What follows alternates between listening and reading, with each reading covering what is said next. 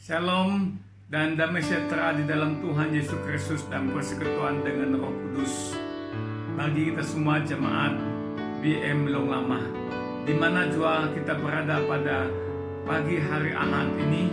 Biarlah kasih daripada Tuhan Yesus Kristus menyertai kita bersama-sama di dalam ibadah raya kita secara online pada pagi hari ini, yaitu 3 hari bulan 5-2020. Saya, anak kita, saudara kita, Pastor Peter Lawai, ataupun lebih mesra dipanggil Pak Peter, diberikan kepercayaan oleh pastor gereja kita, Pastor Usung, sudah tentu bersama dengan majelis gereja semua pelayanan yang memberikan peluang untuk saya memberkati kita dalam penyampaian firman Tuhan pagi hari ini. Haleluya, haleluya. Adalah sukacita bersama kita boleh secara online bersama-sama seperti ini, sekalipun kita tidak berpeluang beribadah di gereja.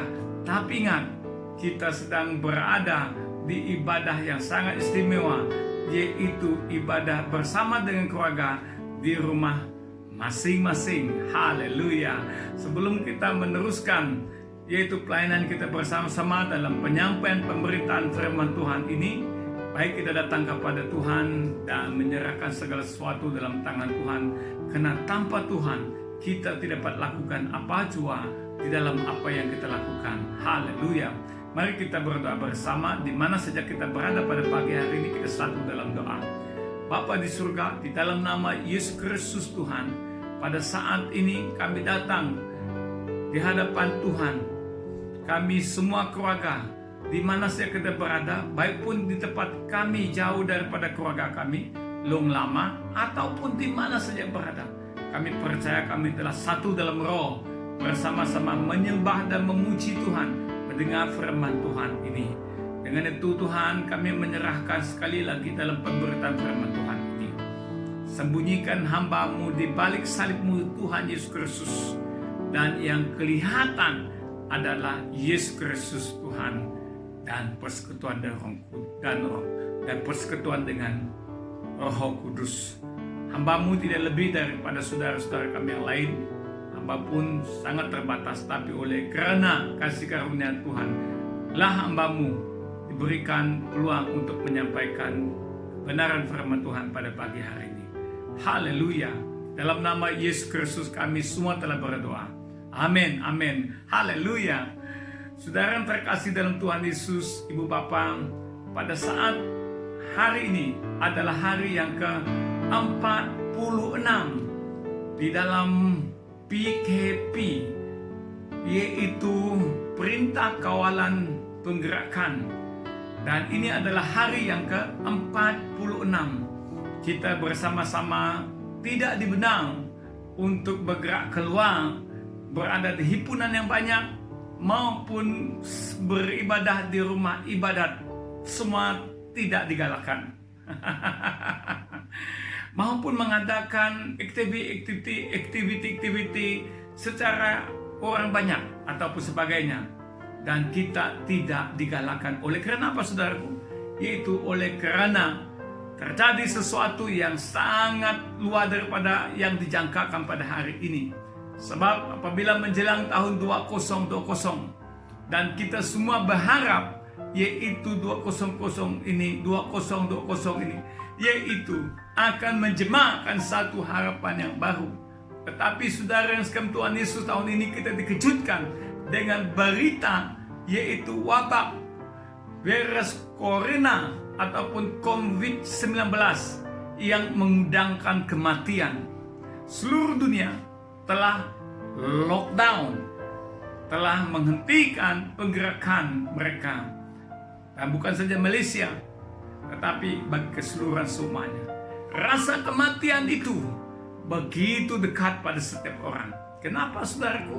Memang benar kematian itu terjadi, saudaraku, dan sehingga mengorbankan ribuan orang telah meninggal di Wuhan, Cina, di Amerika, di Italia, di Brazil, ribuan. Bahkan di Malaysia sudah sudah kepada jumlah 100 sudah. Tidak ada jalan yang lain selain kita berhenti dan bersekutu bersama di rumah. Not allowed everybody to go out and stay at home. Be safe. Karena penyakit ini, penularan ini sangat mudah berjangkit apabila melalui penyentuhan, apabila melalui sentuhan, dan merebak begitu cepat. Rebak begitu cepat apabila terjadi kumpulan yang banyak, saudaraku, yaitu orang berada di kumpulan yang banyak. Setiap orang takut dan kematian. Setiap orang mau lari dari kematian.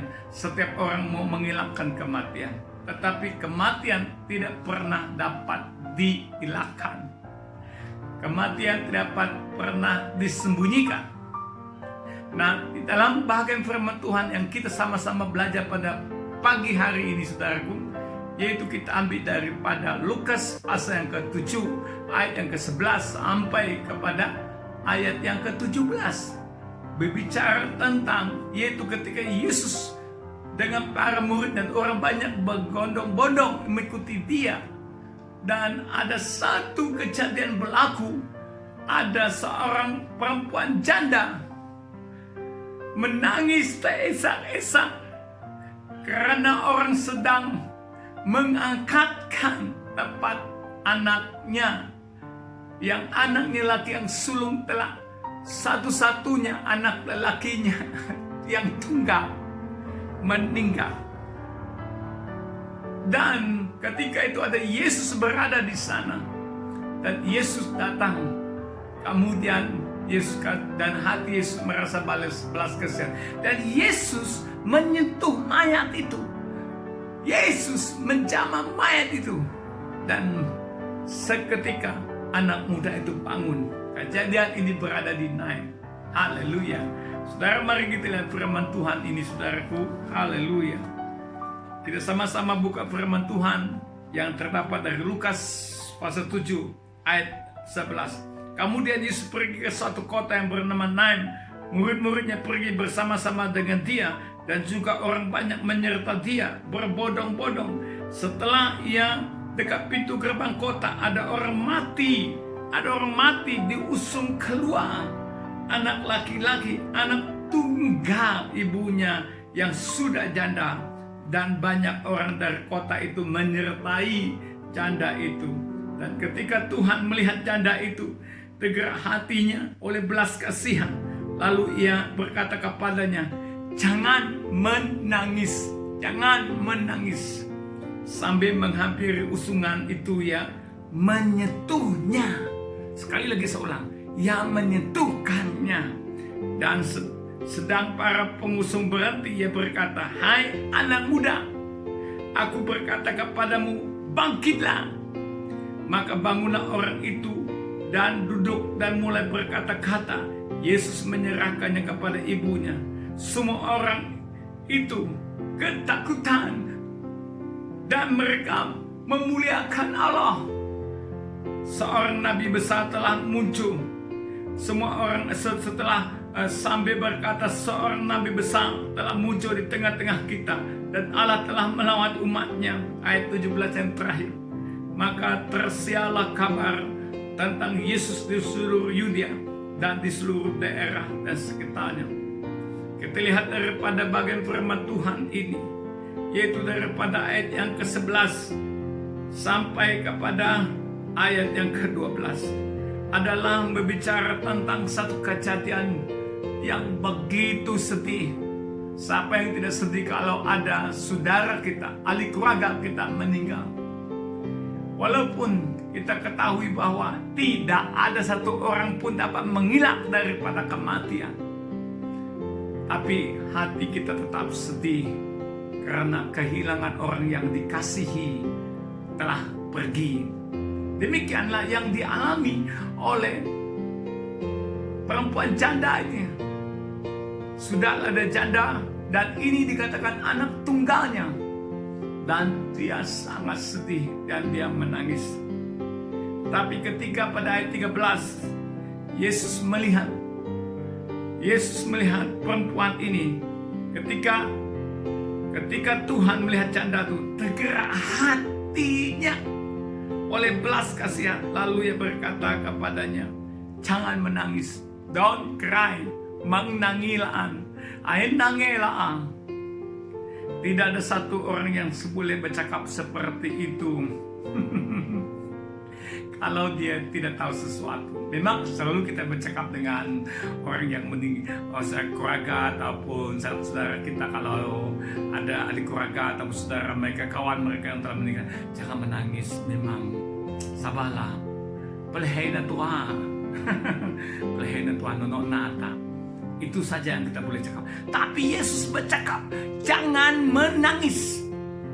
Dengan kata lain, dia tahu sesuatu akan terjadi. Dan ayat 14, so amazing, dia datang dan menghampiri usungan itu dan dia menyentuhnya. Dan para pengusung berhenti dan dia berkata, hai anak muda, aku berkata kepadamu, bangkitlah. Bukan saja bangun, tapi bangkitlah. Kalau sekadar bangun saja tak bangkit, tak ada guna-guna. Bangkit. Dan dia hidup. Maka bangunlah orang itu dan duduk dan mulai berkata-kata. Mulai berkata-kata. After Jesus touch him. Setelah Yesus menyentuh dia. Dan Yesus menyerahnya kepada ibunya. Dan semua orang sangat heran. Dia berkata ada satu nabi besar sedang berada di tengah-tengah kita. Dan dia berkata Allah melawat umatnya. Maka tersiarlah berita Yesus Kristus. Apa yang dilakukan pada anak muda ini. Terima kasih kepada Tuhan yang telah memberi hidup kepada kita. Sebenarnya saudaraku yang sekalian Tuhan Yesus, kita sebagai orang percaya, kita sebagai anak Tuhan, dengan apapun yang kita balas kepada Tuhan tidak cukup. Karena dia memberi hidup kepada kita. Dia menyentuh hidup kita. Dia mengubah hidup kita. Daripada kesedihan dan ketakutan. Dia ubahkan semua. Dia kembalikan semua itu kepada kita. Saya seorang yang berdosa. Semua orang berdosa. Tidak ada orang tidak berdosa. Tapi kita menerima kasih karunia daripada Tuhan. Dia datang dan menyentuh hidup kita. Dan kita berubah. Saya adalah bekas gangster. Saya adalah bekas orang jalanan. Saya bekas main ilmu hitam. Saya mempunyai jimat-jimat. Tapi semuanya tidak berguna. Tuhan ubah hidup saya. Tuhan bawa saya kembali. Tuhan memberi peluang kepada saya. Walaupun pada 20 tahun 2003, maafkan saya, walaupun tahun 1993, bukan 2003, 1993, saya seharusnya mati sudah. Karena ditimpa oleh kayu yang jatuh daripada lori balak saya. Saya tidak percaya sebelumnya ada Yesus Kristus Tuhan. Saya percaya kemampuan saya. Saya percaya saya hebat. Siapa yang berani lawan saya memang santap saja. Tapi tidak berguna. Dan juga akan mati. Saya tidak pernah melihat Tuhan daripada mata kasar saya. Tapi saya pernah melihat Tuhan tolong saya. Pada tahun 1993 yang menyelamat hidup saya. Menyentuh hidup saya. Ketika kayu itu jatuh daripada atas lori itu. Dan saya seperti ada satu tangan yang terlalu besar melindungi saya. Dan menolak saya ke bawah lori. Sehingga kayu itu tidak. Dia itu menghancurkan saya. Memang kena kepala saya. Tapi saya diberikan peluang untuk hidup. Kalau tidak, kita tidak akan berjumpa dalam siaran ini. Kalau tidak, kita tidak akan berjumpa kabar ini. Karena itu, daripada hari itu sampai hari ini kuserahkan hidupku. Aku tidak main-main dengan kebenaran hidup. Aku tidak mau main-main lagi dengan dosa. Aku tidak mau orang pemain kebenaran firman Tuhan. Dan memang saya menentang habis orang kalau dia nampak sesuatu yang dia lakukan dalam kebenaran Tuhan itu demi untuk kepentingan dia, demi untuk juga rusak orang lain. Haleluya. Saudara yang sekasih Tuhan Yesus, mari kita, setelah anak muda ini bangun, dia mulai berkata-kata, saya seorang yang berdosa. Saya telah bangun daripada kehidupan jahat saya. Dan saya berkata-kata hanya, perkataan saya hanya hidup untuk Tuhan saja. Amin. Haleluya. Haleluya. Haleluya. Saudara, daripada duka cita, kembali menjadi sukacita. Ibu ini kembali kepada sukacitanya. Duka cita yang membuat dia tidak melihat hari depan penuh harapan. Tapi Tuhan kembalikan itu. Bukan saja untuk menghidupkan anaknya, tetapi juga mengembalikan hidup yang baru bagi mereka. Di dalam COVID-19 ini, kita sudah 1 bulan lebih tidak dibenang keluar karena demi kebaikan kita bersama. Sebab kita tidak mau kita dijangkiti ataupun keluarga kita dijangkiti. Kita tidak mau dijangkiti akan menjangkiti orang lain. Karena itulah kita berusaha patuh kepada arahan kerajaan PKP ini, saudara. Semua merasa takut dan berusaha untuk supaya hidup itu dipeliharakan. Di dalam kesempatan hidup yang Tuhan beri kepada kita ini, kita tidak tahu berapa ke umur kita dalam tangan Tuhan. Tapi pada pagi hari ini dalam firman Tuhan bersama-sama kita pelajari ini, mari kita yang Tuhan telah bangun, bangkitkan, murnikan hidup kita kembali. Memang orang kata, lama sudah tak ke gereja, bagaimana ini sebagainya. Wah, susah sudah. Sama beritahu saudara sekalian Tuhan Yesus, ini masanya. Saudara bersama dengan keluarga saudara. Gereja yang pertama adalah keluargamu, adalah dirimu. Saudara, banyak orang mau kebangunan rohani terjadi dan berdoa kebangunan rohani terjadi. Hai, Tuhan telah mengadakan kebangunan rohani di dalam hidupmu, di dalam gerejamu.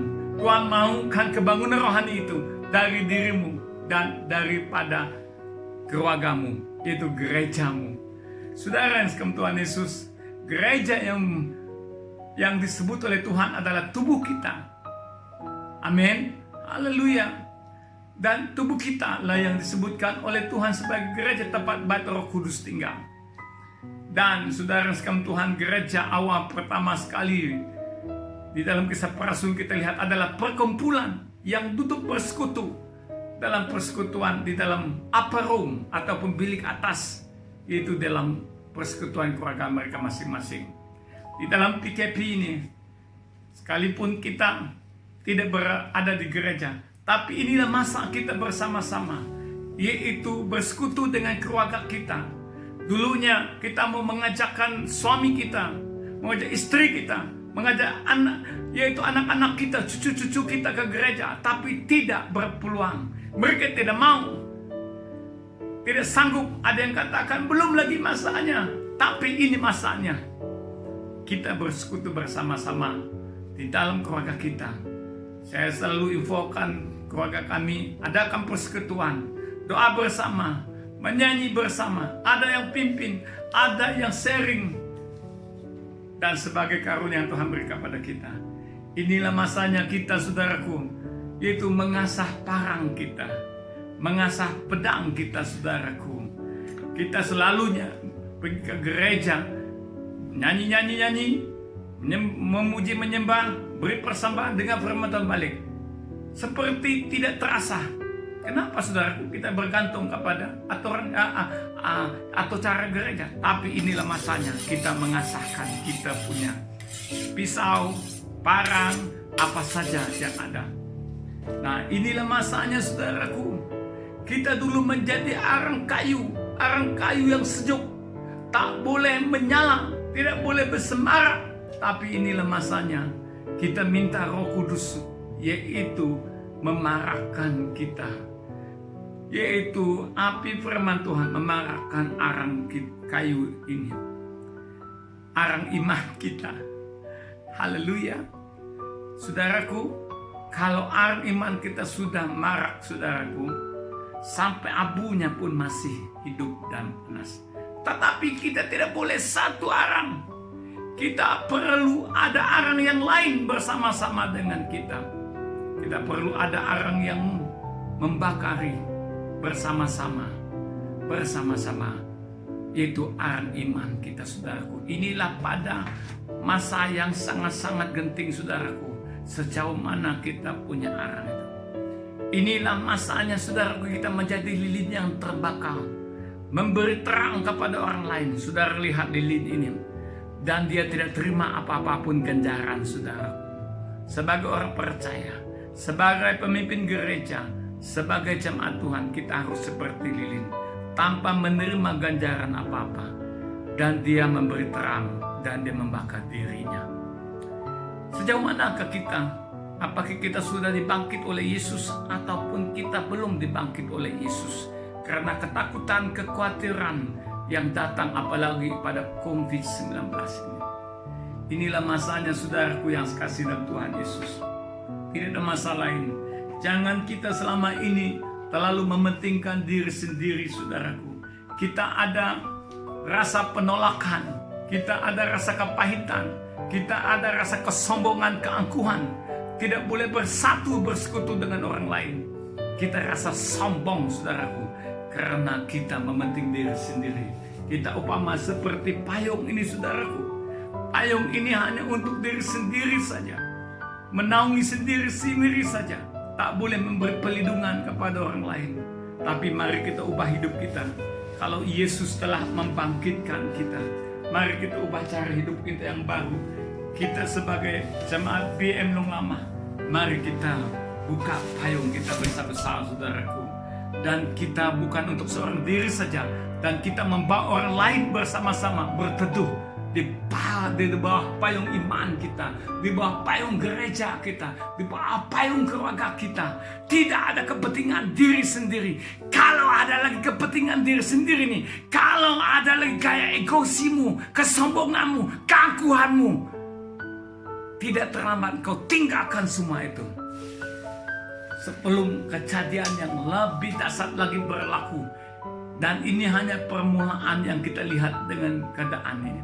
Jangan kata selepas PKP ini, oh keadaan akan jadi lebih baik. Saya berkata kepada saudara, ianya akan lebih parah lagi dan lebih teruk lagi. Tidak tahu bagaimana keadaannya. Sekarang bukan PKP lagi, PKPP, yaitu dikatakan perintah kawalan penggerakan besar. Kalau penyakit itu COVID-19 itu bertambah-tambah lagi, kita tidak tahu apa akan terjadi. Kalau ada sesuatu yang belum bangun dalam hidupmu, ya engkau memang hidup, engkau memang orang percaya, memang bergiat dengan pelayanan, yes, memang hebat dipakai oleh Tuhan, tetapi ada kematian dalammu. Engkau sebagai jemaat yang selalu kata, yes, aku sudah lama mengikuti Yesus. Tapi kita mati secara iman kita. Dan ada kematian, hanya tunggu di bawah usung keluar saja lagi. Haleluya, haleluya. Dari bagian firman Tuhan ini, kita belajar bersama-sama. Ada 3 perkara yang kita belajar bersama. Pertama sekali, itu biar Yesus menyentuh hidup kita. Biar Yesus menyentuh hidupmu. Kalau Yesus belum menyentuh hidupmu, gaya hidupmu, pendirianmu tetap sama saja. Saya banyak lihat para hamba Tuhan, saya banyak lihat para pemimpin gereja dan orang percaya. Saya sangat kecewa sebab tidak menyampaikan message Tuhan. Tidak ada kasih yang saya lihat daripada hidup mereka. Haleluya. Tidak ada. Bukan bawa masalah, tapi kalau hidup kita ini disentuh oleh Tuhan, kita betul-betul tidak berkompromi dengan dosa, dengan hal-hal yang menyakiti hati Tuhan. Mari pagi hari ini, saudaraku, kita ubah hidup kita. Haleluya. Mari kita seperti air yang jernih ini, diberi betul-betul jernih, saudaraku, karena firman Tuhan ada dalam hidup kita. Haleluya. Yang kedua, saudaraku yang sama Tuhan Yesus, yaitu hidup kita mesti rendah hati dan berserah kepada Tuhan. Haleluya. Haleluya. Haleluya. Memang kita semua ada kelemahan, kekurangan. Tetapi Tuhan, kalau Tuhan itu hidup dalam kita, kita tahu apa itu artinya kerendahan hati. Haleluya. Yang terakhir, yang ketiga, saudaraku yang sama Tuhan Yesus. Ketika mereka melihat yang apa yang telah Tuhan lakukan, dan mereka memuliakan Tuhan, dan bukan memuliakan sesiapa, dan mereka melihat yaitu Tuhan yang melakukannya. Biasa orang letakkan tema khotbah mereka di depan, tapi saya letakkan tema khotbah saya di akhir kesimpulannya. Akhir kesimpulannya, temanya adalah sentuhan ajaib. Banyak magic di dunia ini boleh melakukan sesuatu. Dia boleh berbuat kita taksub dan heran. Tapi tidak ada yang seperti Yesus, ada sentuhan ajaib. Saudara yang sekalian, Tuhan Yesus, kalau ada sentuhan ajaib itu ada pada kita. Dan dia akan melahirkan kasih, saudara. Kita lihat banyak orang pergi memberi sokongan moral kepada janda ini. Seluruh kota itu keluar merasakan kesedihan yang ada pada janda ini karena kehilangan anak yang tunggal. Saudaraku, apakah kita dapat merasakan apa ya arti kasih sebenar? Apakah kita tahu betul arti kasih sebenarnya? Saya sangat banyak kecewa dengan orang percaya. Saya tidak mau menghakimi, tetapi sombong luar biasa. Mari jadi orang percaya tiga perkara ini. Haleluya, haleluya. Puji Tuhan, kita akan berakhir penyampaian bagian firman Tuhan pada pagi hari ini. Kiranya memberkati kita bersama dan jadi orang yang bangkit, bukan sekadar bangun, tapi bangkit. Haleluya, haleluya. Mari kita berdoa. Bapa di surga, terpujilah namamu Yesus Kristus Tuhan. Dalam pertemuan ibadah raya kami yang ringkas ini, Tuhan Yesus memberkati di mana saja kami berada pada pagi hari ini Tuhan. Tuhan memberkati kami Tuhan. Terima kasih sekalipun kami di dalam keadaan yang dikatakan keadaan genting seperti. Mohon perlindungan daripada Tuhan darah Yesus membukusi kami. Di mana saja kita berada. Di mana saja kami ada Tuhan, beri perlindungan dan cara khusus supaya kami menyaksikan Tuhan dalam hidup kami, supaya Tuhan sentuhkan hidup kami. Apabila Tuhan sentuhkan hidup kami, Tuhan juga sentuhkan pekerjaan kami, Tuhan sentuh juga keluarga kami, Tuhan sentuh juga perbuatan dan iman kami. Haleluya.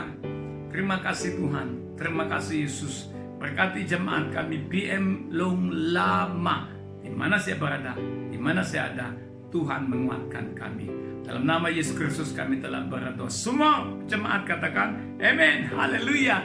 Haleluya.